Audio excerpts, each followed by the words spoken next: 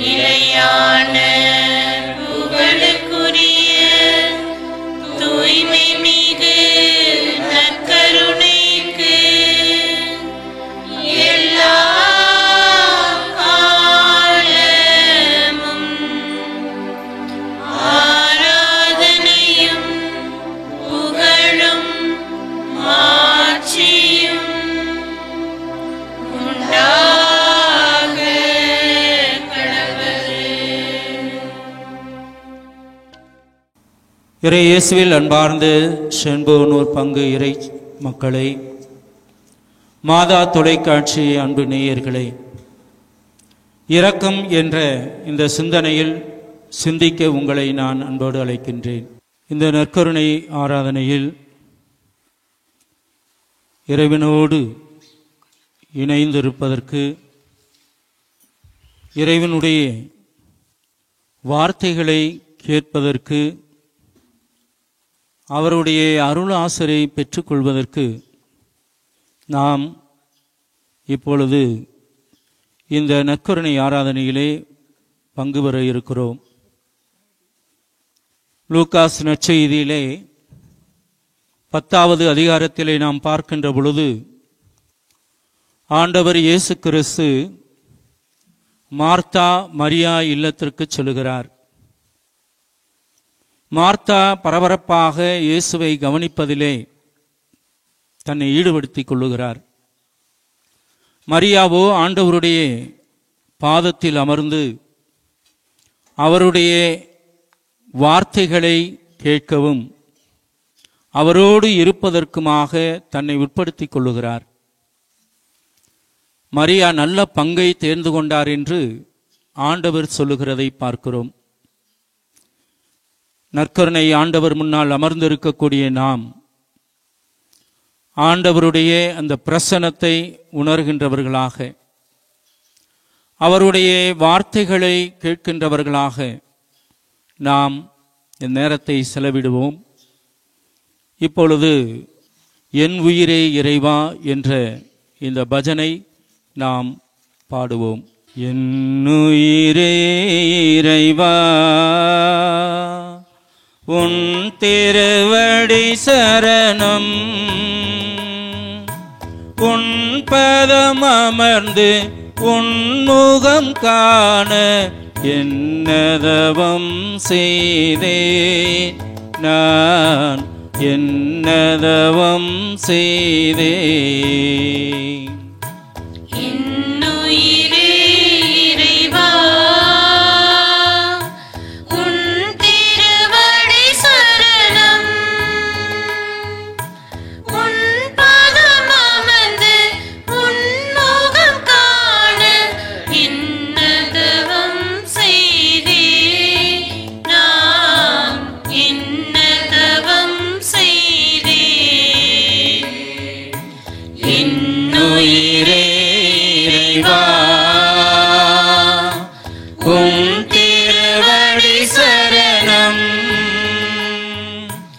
உன் பதம் அமர்ந்து உன் மொழி கேட்க என்னதவம் செய்தேன் நான், என்னதவம் செய்தேன்.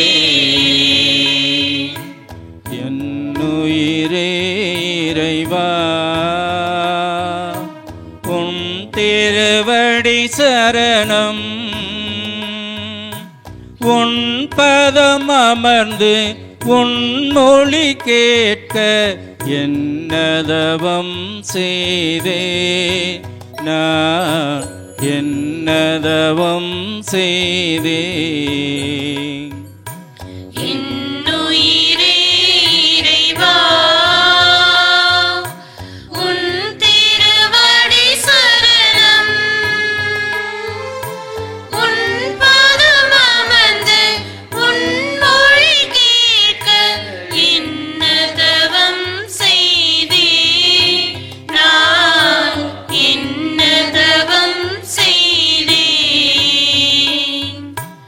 என்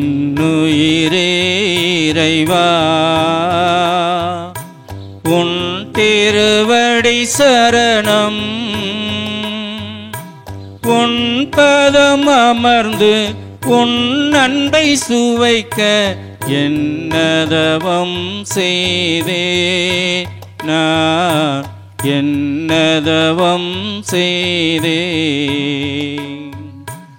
இன்னுயிரே இறைவா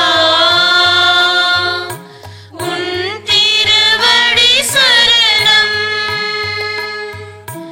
உன் பாதம் அமர்ந்து உன் அன்பை சுவைக்க இன்னதவம் செய்தே நான் இன்னதவம் செய்தே. அன்பார்ந்த சகோதர சகோதரிகளே,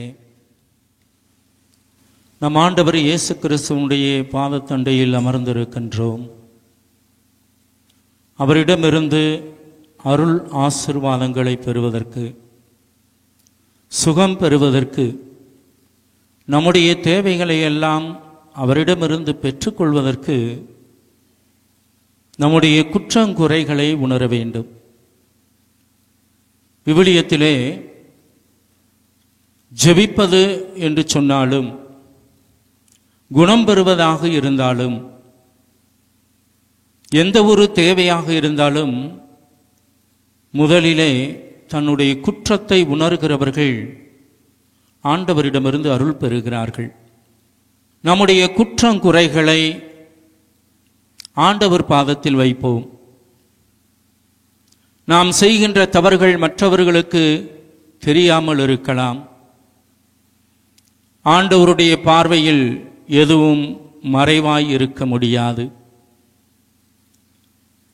வானகம் சென்றாலும் அங்கு இருப்பவர், பாதாளம் சென்றாலும் அங்கு இருப்பவர், ஒவ்வொருவருடைய உள்ளத்து உணர்வுகளை அறியக்கூடியவர் அவர். அந்த ஆண்டவர் பிரசன்னத்தில் இருக்கக்கூடிய நாம் நம்முடைய குற்றங்களை, குறைகளை எடுத்துரைப்போம், ஆண்டவருடைய பாதத்தில் வைப்போம். இறைவனுக்கு எதிராக, இயற்கைக்கு எதிராக, மனிதர்களுக்கு எதிராக நாம் செய்த குற்றங்குறைகளை நினைத்து பார்த்து ஆண்டவரிடம் மன்னிப்பு வேண்டி மன்றாடுவோம். எப்பொழுது ஆண்டவரிடம் மன்னிப்பை வேண்டினமோ மன்றாடினமோ அப்பொழுதே அவர் நம்முடைய குற்றங்களை மன்னிக்கிறார், நம்முடைய பாவங்களை மன்னிக்கின்றார். ஆண்டவர் சந்தித்த மனிதர்கள் அனைவரிலும் உன் பாவங்கள் மன்னிக்கப்பட்டன என்று சொல்வதை விவிலியத்திலே நாம் வாசிக்கிறோம். நம்முடைய குற்றங்குறைகளை அவர் மன்னித்தார் என்ற ஆழமான நம்பிக்கையோடு, மன்னிப்பு பெற்றவர் மகிழ்ந்து உவகையோடு ஆண்டவரை பாடுகின்ற அந்த மனநிலையில் நாம் அனைவரும் இணைந்து பாடகர் குழுவினரோடு அதிசயங்கள் செய்கிறவர் என்ற அந்த பாடலை நாம் பாடுவோம்.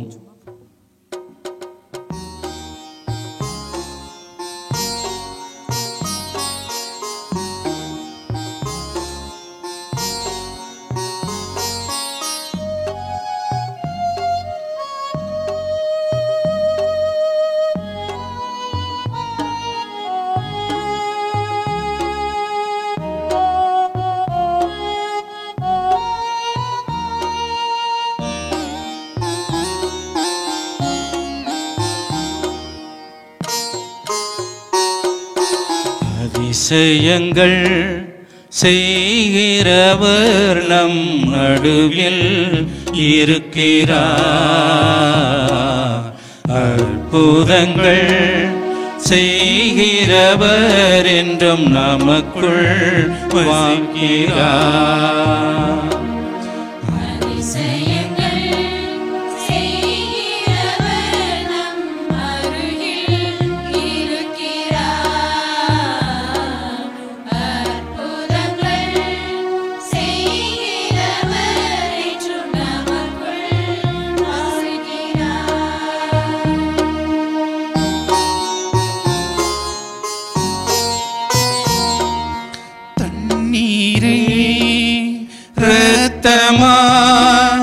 மாற்றினார் அதிசயம்,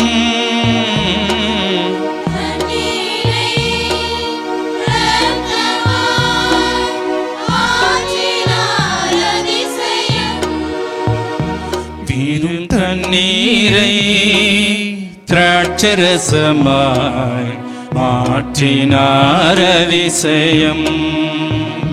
பெரும் தண்ணீரை திராட்சரசமாய் மாற்றினார் அதிசயம்.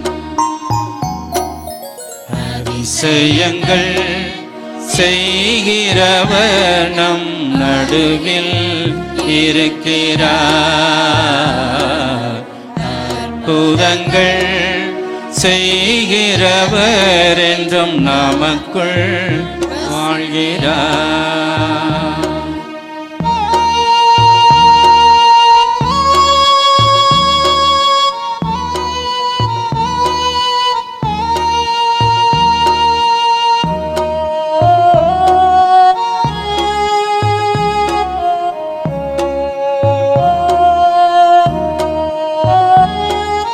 செங்கடலை இரண்டாக பிரித்திட்டார் அதிசயம். செங்கடலை இரண்டாக பிரித்திட்டார் அதிசயம். புயல் காற்றை தன் ஆணையாலே அடக்கினார் அதிசயம். புயல் காற்றை ஆணையாலே அடக்கினார் அதிசயம். அதிசயங்கள் செய்கிறவர் நம் நடுவில் இருக்கிறார். அற்புதங்கள் செய்கிறவர் என்றும் நமக்குள் வாழ்கிறார்.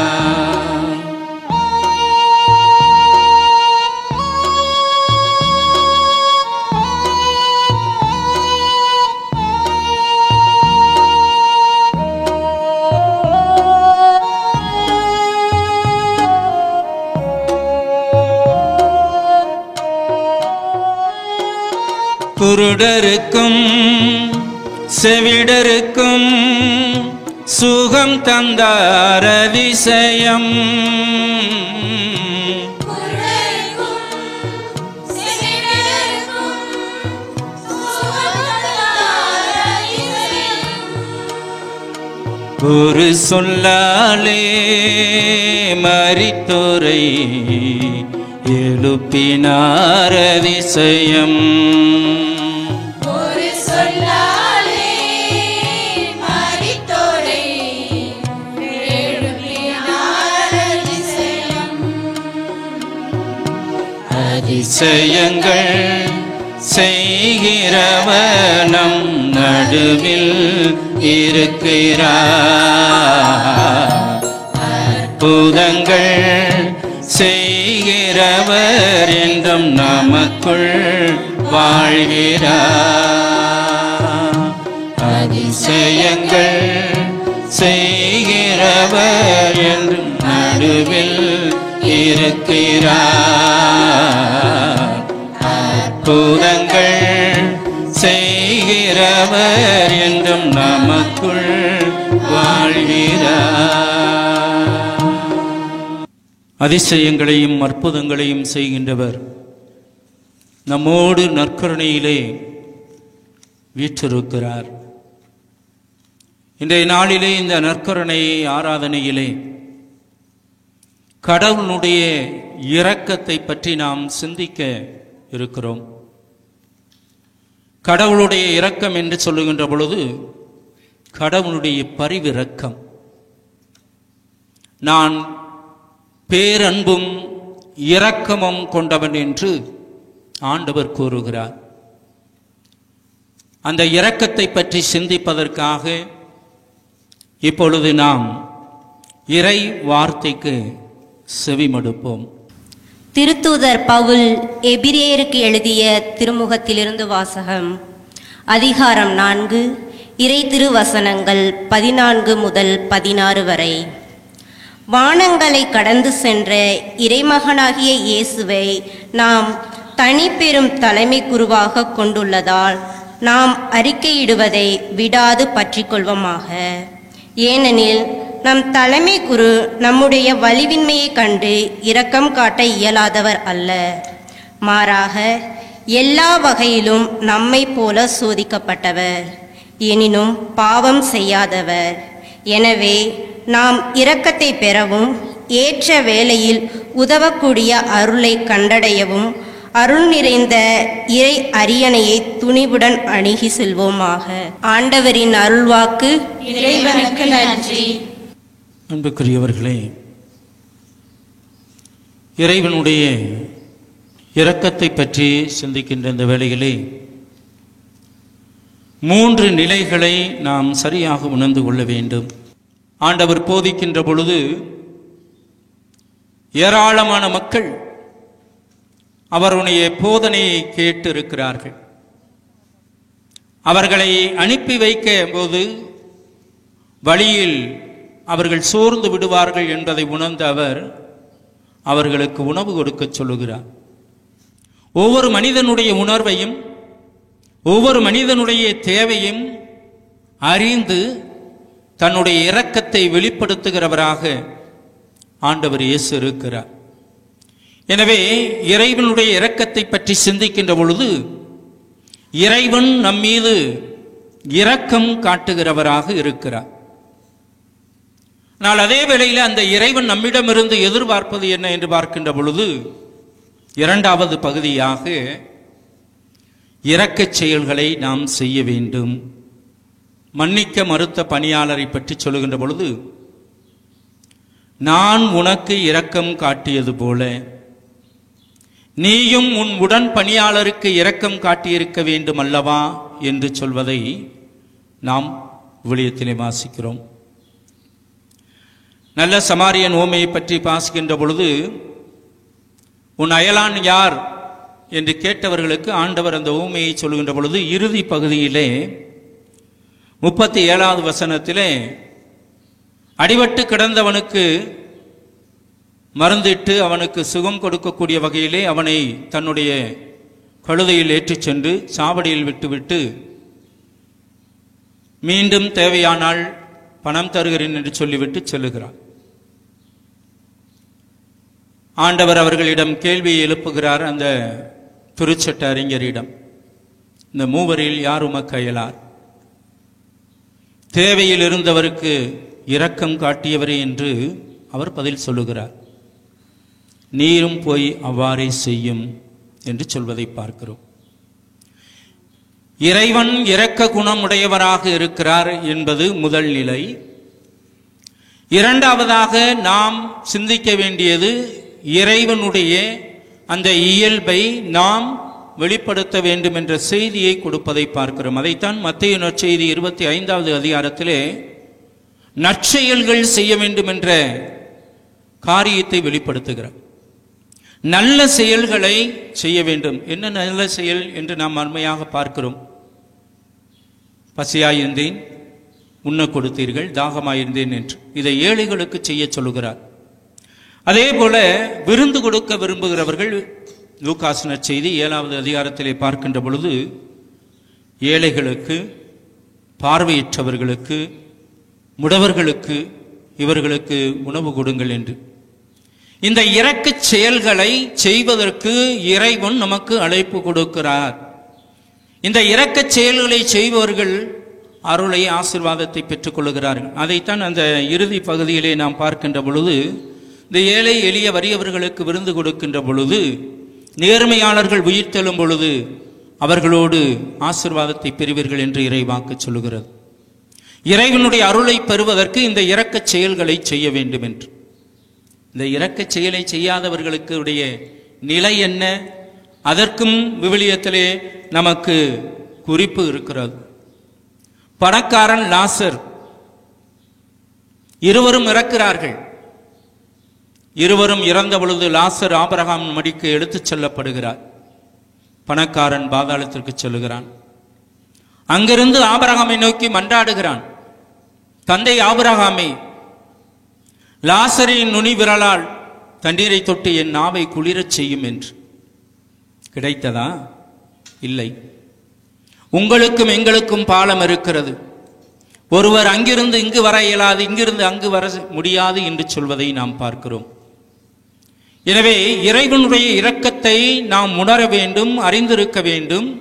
அறிந்த நாம் அந்த இரக்க செயல்களை செய்ய வேண்டும் என்று விரும்புகிறான். செய்கிறவர்களுக்கு வாருங்கள் என் தந்தையின் ஆசீர் பெற்றவர்களை என்ற அழைப்பு.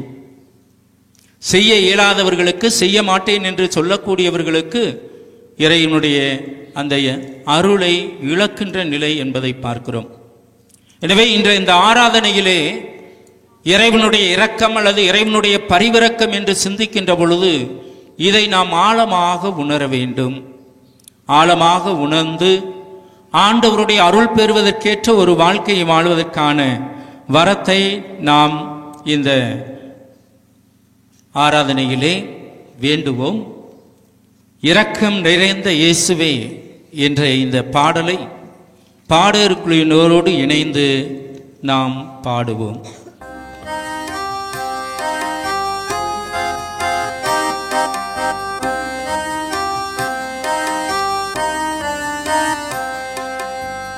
இரக்கம் நிறைந்த தெய்வமே, இதயம் திறந்து அழைக்கின்றேன். இரக்கம் நிறைந்த தெய்வமே, இதயம் திறந்து அழைக்கின்றேன். உன்னை பாட வருகின்றேன், உன்னை அன்பு செய்கின்றேன். இரக்கம் நிறைந்த தெய்வமே, இதயம் திறந்து அழைக்கின்றேன்.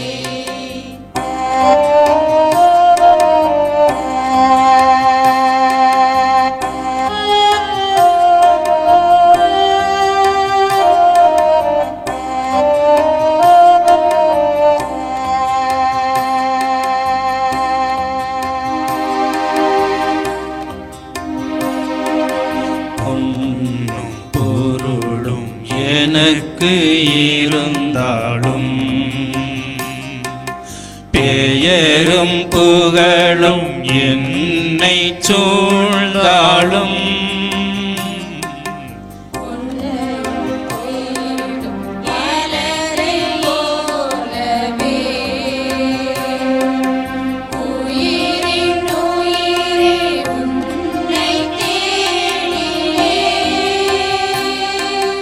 நிலவில்லா வானம் போலவே நீயில்லா வாழ்வும் வாழ்வில்லை. நம்பிக்கையின் நாயகா, நலங்களின் தேவாவா, வார்த்தை ஒன்று பேசுமே, வளங்கள் எல்லாம் கூடுமே. இரக்கம் நிறைந்த தெய்வமே, இதயம் திறந்து அழைக்கின்றேன். உன்னை பாட வருகின்றேன், உன்னை அன்பு செய்கின்றேன். இரக்கம் நிறைந்த தெய்வமே, இதயம் திறந்து அழைக்கின்றேன்.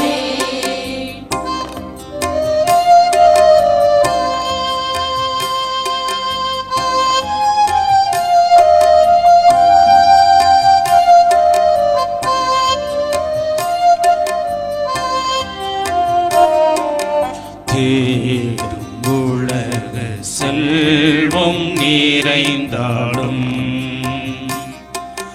பதவி பட்டங்கள் உயர்வை தந்தாலும், அலைகள் ஓயா கடலை போலவே, அன்பே உனது அருளை வேண்டினேன். தாயில்லா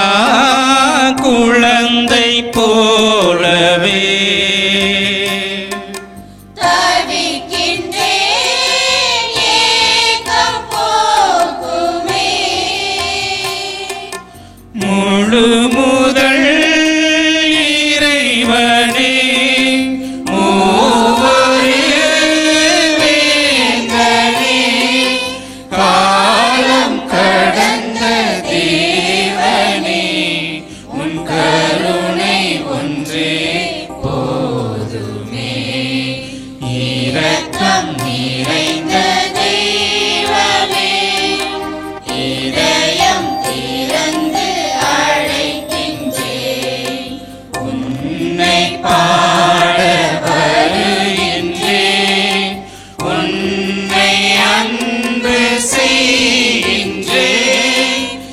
இரக்கம் நிறைந்த தெய்வமே, இதயம் திறந்து அழைக்கின்றேன்.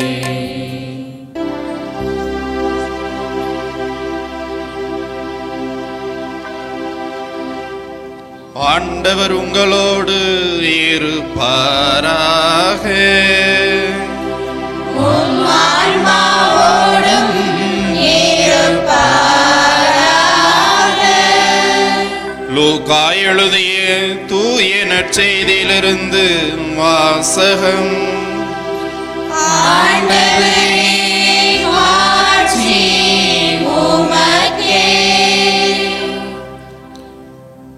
லூக்கா நற்செய்தி அதிகாரம் 10 இறை வசனங்கள் 30 முதல் 37 வரை. ஒருவர் எருசலேமிலிருந்து எரிகோவுக்கு போகும்போது கள்வர் கையில் அகப்பட்டார். அவருடைய ஆடைகளை அவர்கள் உரிந்து கொண்டு அவரை அடித்து குற்றுயிராக விட்டு போனார்கள். குரு ஒருவர் தற்செயலாய் அவ்வழியே வந்தார். அவர் அவரை கண்டதும் மறுபக்கமாக விலகிச் சென்றார். அவ்வாறே லேவியர் ஒருவரும் அவ்விடத்துக்கு வந்து அவரை கண்டதும் மறுபக்கமாய் விலகிச் சென்றார். ஆனால் அவ்வழியே பயணம் செய்து கொண்டிருந்த சமாரியர் ஒருவர் அருகில் வந்து அவரை கண்டபோது அவர் மீது பரிவு கொண்டார். அவர் அவரை அணுகி காயங்களில் திராட்சை மதுவும் எண்ணெயும் வார்த்து அவற்றை கட்டி தாம் பயணம் செய்த விலங்கின் மீது ஏற்றி ஒரு சாவடிக்கு கொண்டு போய் அவரை கவனித்து கொண்டார். மறுநாள் 2 தெனாரியத்தை எடுத்து சாவடி பொறுப்பாளரிடம் கொடுத்து, இவரை கவனித்து கொள்ளும், இதற்கு மேல் செலவானால் நான் திரும்பி வரும்போது உமக்கு தருவேன் என்றார். கள்வர் கையில் அகப்பட்டவருக்கு, இம்மூவருள் எவர் அடுத்திருப்பவர் என உமக்கு தோன்றுகிறது என்று இயேசு கேட்டார். அதற்கு திருச்சட்ட அறிஞர், அவருக்கு இரக்கம் காட்டியவரே என்றார். இயேசு, நீரும் போய் அப்படியே செய்யும் என்று கூறினார். ஆண்டவரின் அருள்வாக்கு. கிறிஸ்துவே, உமக்கு புகழ். இரக்கத்தான் பிறந்தோம், அதுவரை இரக்கத்தோடு இருப்போம். இயேசுவில் பிரியமான செண்பகனூர் புனித சவேரியார் பங்கு இறைமக்களே, மாதா தொலைக்காட்சியின் வழியாக இந்த நற்கருணை ஆராதனையிலே பங்கெடுத்து நற்கருணை ஆண்டவரின் ஆசிரையும் இரக்கத்தையும் பெற்று கொண்டிருக்கின்ற அன்பு மக்களே, உங்கள் அனைவருக்கும் இறைமகன் இயேசு கிறிஸ்துவின் பெயரால் வாழ்த்துக்களையும் வணக்கங்களையும் தெரிவித்துக் கொள்கின்றேன். இன்றைய நற்கருணை ஆராதனையின் மைய சிந்தனையாக நாம் இறைவனின் இரக்கத்தை பற்றி சிந்தித்துக் கொண்டிருக்கின்றோம். இரக்கம் என்று எண்ணுகின்ற பொழுது அது எதை நமக்கு குறிக்கிறது என்பதை நாம் முதலிலே எண்ணி பார்க்க வேண்டும். இரக்கம் என்பது ஒரு சமூக உணர்வாகும். பொதுவாக இரக்கம் என்பது மற்றவர்களின் மற்றும் தங்களின் உடல் மன உணர்ச்சிகளை வலிகளை போக்க மக்களை தூண்டுவதாக இருக்கிறது. இரக்கம் என்பது மற்றவர்களின் துன்பத்தின் உணர்ச்சி அம்சங்களின் உணர்திறனாக இருக்கின்றது.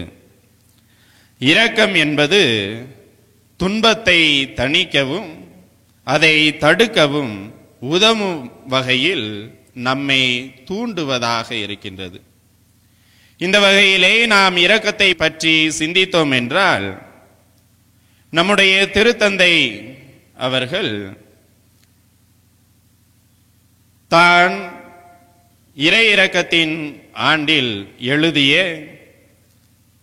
அந்த திருமடலுக்கு இரக்கத்தின் முகம் என்று பெயர் சூட்டுகின்றார். நம் அனைவரையும் படைத்து பாதுகாத்து பராமரித்து வருகின்ற இறைவனை நாம் நேரில் கண்டதில்லை. ஆனால் அவருடைய பிரதிபலிப்பாக இந்த மண்ணுலகிற்கு மனித உருவெடுத்து வந்த இறைமகன் இயேசு கிறிஸ்து இறைவனை பிரதிபலிக்கக்கூடியவராக மனிதர்களின் துன்பங்களில் துயரங்களில் தாமும் பங்கெடுத்து இரக்கத்தை நம்மீது பொழிந்து நம் அனைவரையும் நம் பாவங்களில் இருந்து மீட்டார் என்பதை நாம் அனைவரும் அறிவோம். அந்த வகையிலே இரக்கத்தை பற்றி நாம் சிந்திக்கின்ற இந்த வேளையிலே ஒரு அருட்பணியாளர் இரக்கத்தை இவ்வாறாக பிரிக்கின்றார். முதலாவதாக, இறை இரக்கம் மாற்றும் தன்மை கொண்டதாக இருக்கின்றது. இறை இரக்கத்தை சுவைத்திருக்கின்ற அனைவருமே அந்த அனுபவத்தின் பலனால் தங்கள் வாழ்வில் பெரும் மாற்றத்தை கொண்டவர்களாக இருக்கின்றார்கள் என்பதை நாம் விவிலியத்திலே பல இடங்களிலே வாசிக்க கேட்கின்றோம். பொதுவாகவே விவிலியத்தை நாம் ஒற்றை வார்த்தையில் சொல்ல வேண்டும் என்றால் அது இறைவன் மனுக்குலத்திற்கு எழுதிய ஒரு அழகிய காதல் கவிதை என்றே நாம் சொல்லலாம். அன்பின் வெளிப்பாடாக இருக்கின்ற இந்த இரக்கமே விவிலியத்தில் முழுவதுமாக பரவி கிடக்கின்றது. தொடக்கம் முதல் இறுதி வரை அன்பு எந்த அளவிற்கு விவிலியத்திலே பரவி இருக்கின்றதோ அந்த அளவிற்கு இரக்கமும் பரவி இருக்கின்றது. விவிலியத்தின் தொடக்கம் முதல் இறுதி வரை மேற்கோள் காட்டப்படுகின்ற ஒவ்வொருவரின் வாழ்க்கையிலும் மாற்றத்தை ஏற்படுத்துவதை நாம் பார்க்கின்றோம்.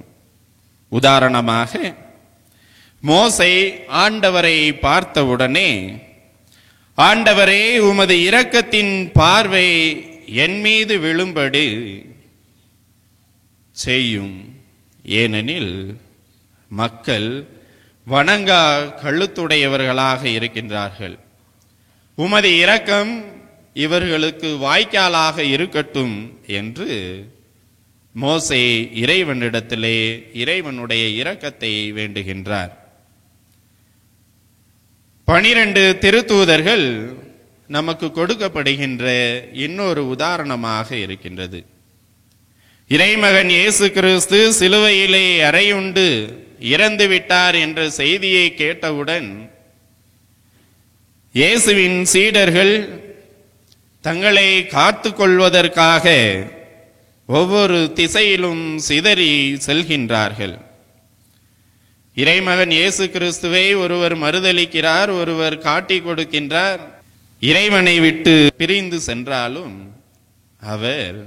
அவர்கள் மீது இரக்கம் கொண்டு அவர்களுக்கு வழங்கிய அந்த திருத்தூதர் என்ற பெயரை அவர் மீண்டும் எடுத்து விடாமல் அந்த பெயரையே அவர்களுக்கு கொடுத்து அவர்களை தன்னுடைய இரக்கத்தின் காரணமாக தான் அவர்கள் மீது செலுத்திய அந்த இரக்கத்தின் பயனாக அவர்களை மீண்டும் ஒன்றிணைத்து தன்னுடைய திருச்சபையை அவர்கள் வழியாக கட்டி எழுப்புகின்றார். இயேசுவில் பிரியமானவர்களே, விவிலியத்திலே நாம் பார்க்கின்ற அடிக்கடி கேள்வியுறுகின்ற மனிதர் சக்கேயு, இவர் தன்னுடைய வாழ்க்கையிலே இறைமகன் இயேசு கிறிஸ்துவை அவருடைய வழியை விட்டுவிட்டு இறைமகன் இயேசு கிறிஸ்துவுக்கு ஒப்பாகாத வாழ்க்கையை வாழ்ந்து பாவ பழியை தன் மீது சுமந்து வாழ்ந்து கொண்டிருக்கின்றார். அப்படிப்பட்டவர் இறைவனுடைய இரக்கத்தை பெறுகின்றார். பெற்றவுடனே அவர் மனமாற்றம் பெற்று இறைவனுடைய அந்த பணியை எடுத்து சொல்பவராக மாறுகின்றார். ஆண்டவரின் இரக்கம் யார் மீதெல்லாம் விழுகிறதோ அவர்கள் அனைவருமே மாற்றத்தை கண்டடைகின்றார்கள். ஆண்டவரின் இரக்கம் நம்மீதும் விழுகின்றது. நாம் மாற்றத்தை ஏற்படுத்தக்கூடியவர்களாக அல்லது நம்மில் மாற்றத்தை உணரக்கூடியவர்களாக நாம் இருக்கின்றோமா என்பதை சிந்தித்து பார்க்க வேண்டும். இரண்டாவதாக, இறைவனின் இரக்கம் எல்லைகளை தாண்டிய இரக்கமாக இருக்கின்றது. திருத்தந்தை பிரான்சிஸ் அவர்கள் இரக்கத்தை பற்றிய தியான சிந்தனைக்கு அழைப்பு விடுக்கின்ற பொழுதெல்லாம் அவர் பலமுறை சொன்ன ஒரே வார்த்தை, நாம் விளிம்புகளை தேடி பயணிக்க வேண்டும் என்பதாகும். விளிம்புகள் என்று நாம் எண்ணுகின்ற பொழுது இனம் கடந்து, நாடு கடந்து, கலாச்சாரம் கடந்து, சாதியம் கடந்து, வர்க்கம் கடந்து தன்னையே நாம் ஈடுபடுத்திக் கொள்ள வேண்டும். இந்த இரக்கத்தை பிரதிபலிக்க வேண்டுமென்றால் நாம் நம்முடைய மதில்களை உடைக்க வேண்டும்.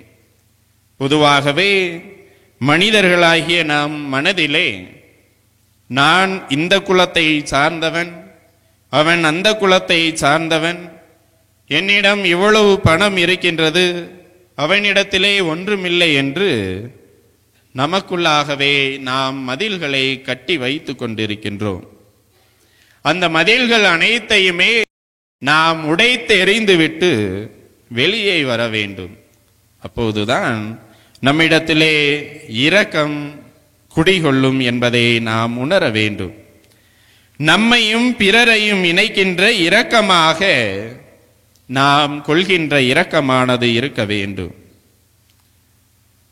உதாரணமாக கொரோனா காலகட்டத்திலே அந்த 1.5 ஆண்டுகள் நம்முடன் வாழ்ந்த, நமக்கு வழிகாட்டியலாக இருந்த, நம்மீது மிகவும் அன்பு செலுத்தக்கூடியவர்களாக இருந்த பல பேர் நம்மை விட்டு பிரிந்திருக்கின்றார்கள்.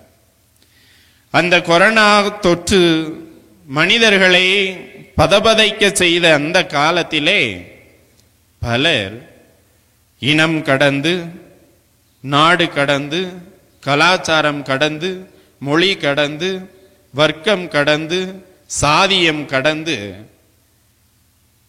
வேலை செய்ததனால்தான் இன்று நீங்களும் நானும் 4 சுவற்றுக்குள் இல்லாமல் இப்படி சுதந்திரமாக சுதந்திர காற்றை நாம் சுவாசித்துக் கொண்டிருக்கின்றோம்.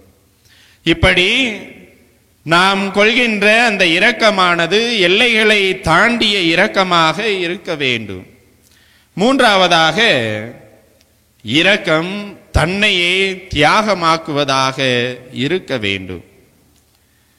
இரக்கத்தின் வெளிப்பாடு எது என்பதை புனித பவுலடிகளார் ரோமேயருக்கு எழுதிய திருமுகம் 5ஆம் அதிகாரம் 8வது இறைவசனத்திலே இவ்வாறாக கூறுகின்றார்.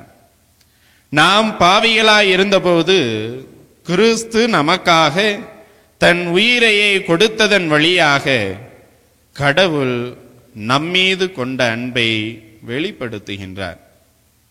இறைமகன் இயேசு கிறிஸ்து நம்மீது கொண்ட அந்த இரக்கத்தின் காரணமாக இன்று நீங்களும் நானும் பாவ கரைகளற்ற மனிதர்களாக, பாவமற்ற மனிதர்களாக இந்த மண்ணுலகிலே நாம் வாழ்ந்து கொண்டிருக்கின்றோம்.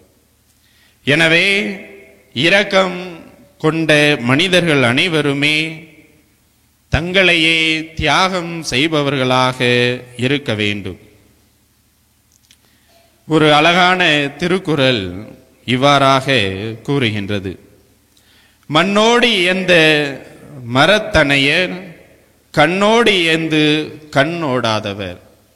அதாவது ஒருவருக்கு கண் இருந்தும் கூட அந்த கண்ணுக்குரிய அன்பும் இரக்கமும் இல்லாவிட்டால் அவர் மரத்துக்கு ஒப்பானவரே ஆவார்.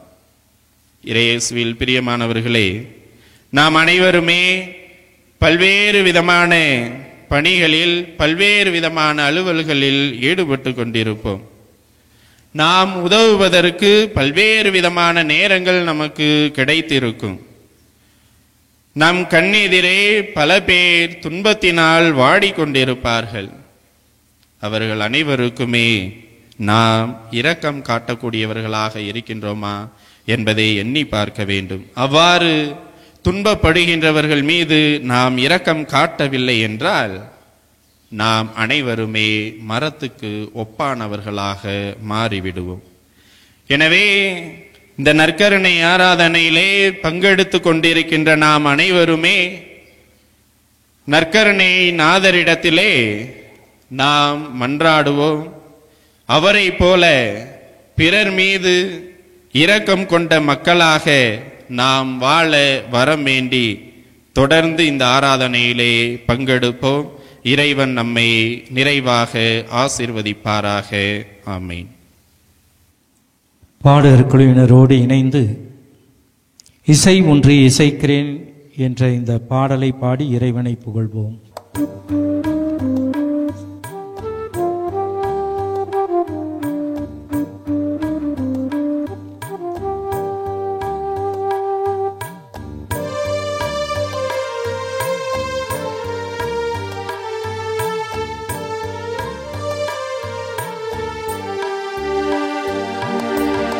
இசை ஒன்று இசைக்கின்றேன் இறைவா எளிய குரல்தனிலே. இசை ஒன்று இசைக்கின்றேன் இறைவா எளிய குரல்தனிலே. என் இதய துடிப்புக்களோ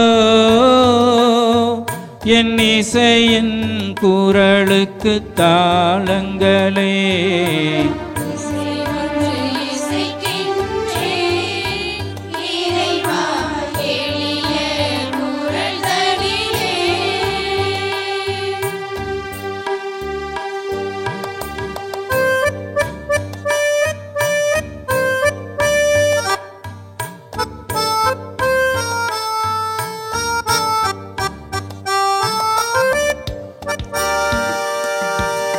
காலத்தின் குரல் தனில் தேவாவும் காலடி ஓசை கேட்கின்றது.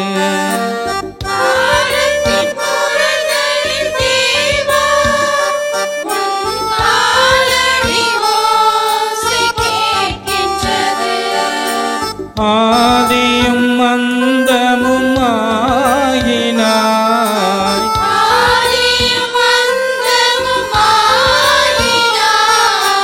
மழலையின் சிரிப்பில் முன்னெழில் வதனம் மலர்ந்திடும் மண்ணிலே.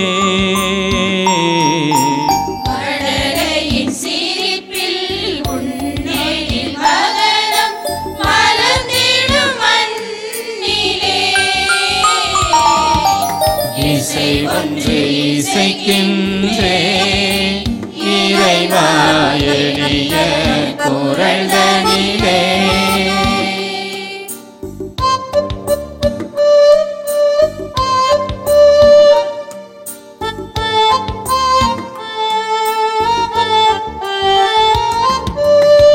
ஏழையின் வியர்வையில் இறைவா உம் சிலுவையின் தியாகம் தொடர்கின்றது.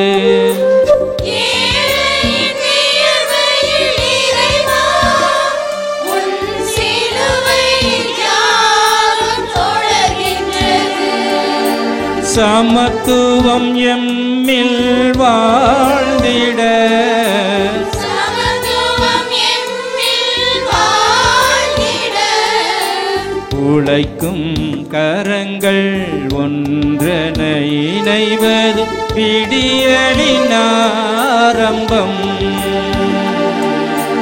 உழைக்கும் கரங்கள் ஒன்றென இணைவது விடியலின் ஆரம்பம். இசை ஒன்று இசைக்கின்றேன் இறைவா எளிய குரல்களிலே. இசை ஒன்று இசைக்கின்றேன் இறைவா எளிய குரல்களிலே. என் இதய துடிப்புகளோ என் இசையின் குரலுக்கு தாளங்களே. இசை ஒன்று இசைக்கின்றேன் இறைவா எளிய குரல்களிலே.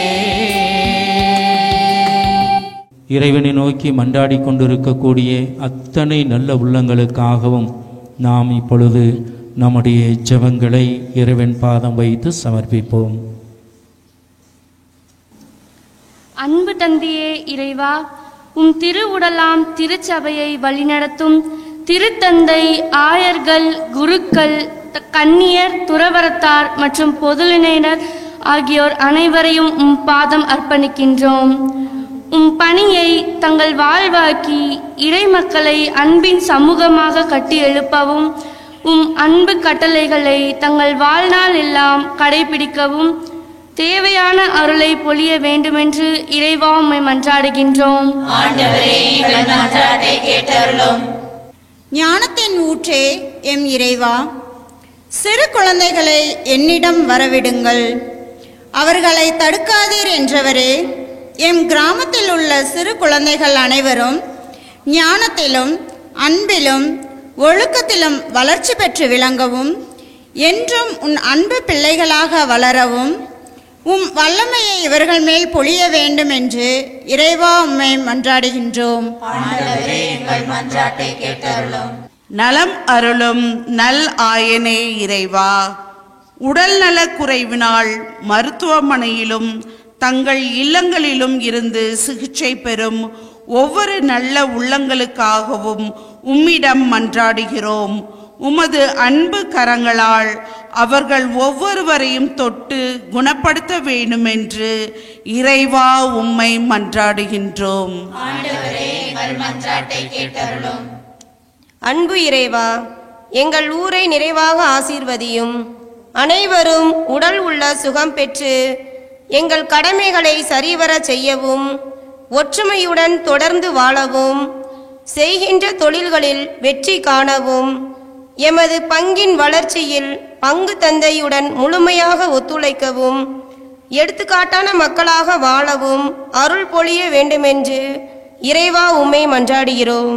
ஆண்டவரே, எங்கள் மன்றாட்டை கேட்டருளும். இறைவனிடம் மன்றாதியதை பெற்றுக்கொண்டோம் என்ற நம்பிக்கையோடு இறைவனை எங்கும் அவருடைய வல்ல செயல்களை எடுத்துரைக்கக்கூடியவர்களாக இருப்பதற்கு இயேசு எனது இறைவன் என்று எடுத்துச் சொல்லுவேன் என்ற பாடலை பாடுவோம்.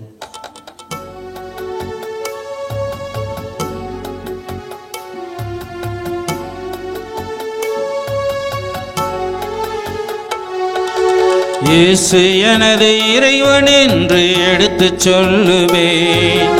ஆசை தீர இயேசு நாமும் பாடி புகழுவேன். இயேசு எனது இறைவன் என்று எடுத்துச் சொல்லுவேன். ஆசை தீர இயேசு நாமம் பாடி புகழுவேன். பண்பாடுவேன் எந்நாளிலே, பாடாத ராகங்கள் நான் பாடுவேன். பண்பாடுவேன் எந்நாளிலே, பாடாத ராகங்கள் நான் பாடுவேன்.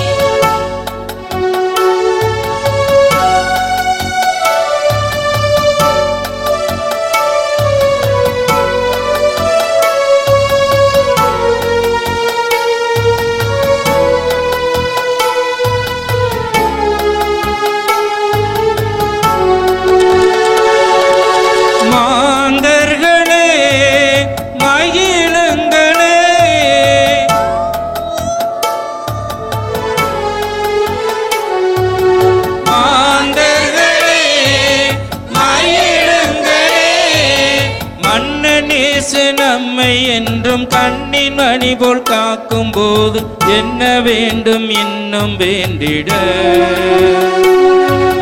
மண்ணில் இயேசு நம்மை என்றும் கண்ணின் மணி போல் காக்கும் போது என்ன வேண்டும் இன்னும் வேண்டிட. இயேசு எனது இறைவன் என்று எடுத்து சொல்லுவேன். ஆசை தீர இயேசு நாமம் பாடி புகழுவேன். இயேசு எனது இறைவன் என்று எடுத்து சொல்லுவேன். ஆசை தீர இயேசு நாமம் பாடி புகழுவேன்.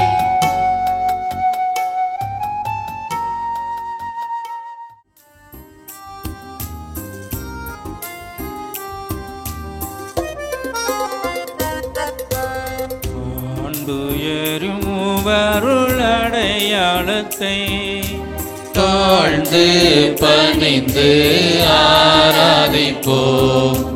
பழைய நியம முறைகள் அனைத்தும் இனி மறைந்து முடிவு பெறுக. புதிய நியம முறைகள் வருக. புலன்களாலே மனித இதனை அறிய இயலா. குறையை நீக்க நம்பிக்கையில் உதவி பெறுக.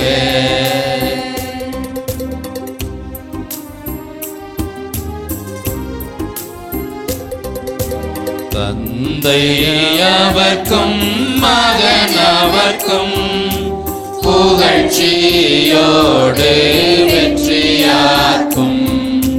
மீட்பின் பெருமை ஆட்சிமையோடு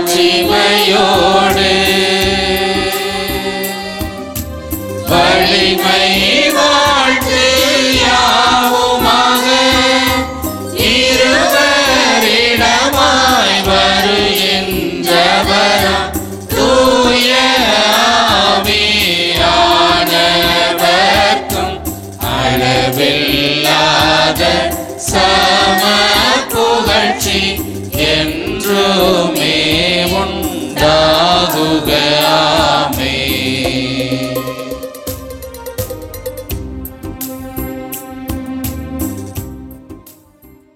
மன்றாடுவோமாக. இறைவா, இந்த வியப்புக்குரிய அருள் அடையாளத்திலே உம்முடைய பாடுகளின் நினைவை எங்களுக்கு விட்டு சென்றி உம் திருவுடல் திரு ரத்தம் ஆகியவற்றின் தூய மறைபொருளை வணங்கும் நாங்கள் உமது மீட்பின் பயனை இடைவிடாமல் தூய்த்துணர்ந்து மகிழ அருள்வீராக.